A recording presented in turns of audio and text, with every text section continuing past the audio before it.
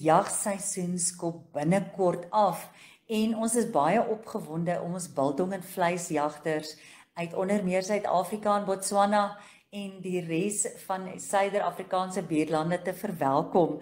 Vandag in die ateljee is 'n baie spesiale gas, Richard Fryer, hoofnatuurbewaarder in die Ministerie van die Omgewing, Bosbou en Toerisme.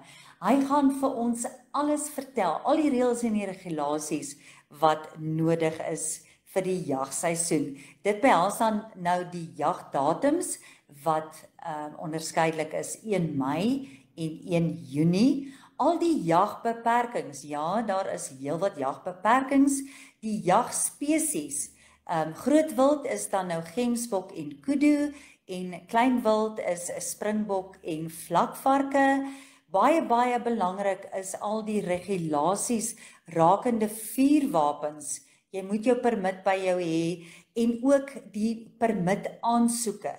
Die grondeienaar of die huurder moet 'n aansoek vergesel van die jagter. Daai jagter kan nie sonder die uitnodiging wees nie. En dan ook die permit aansoek, baie belangrik dat 'n sekere kopie by die jagter bly. Dan ook gee hy vir ons waar is al die permitkantore. In ons nuus vandag, baie goeie nuus. Die span van Agri Monitor, Enjoy en Synergy gaan opryk Nampo toe van 13 tot 16 Mei. Nou ja, verlede jaar was daar 86,000 besoekers by Nampo, by Botawil in die Vrystaat.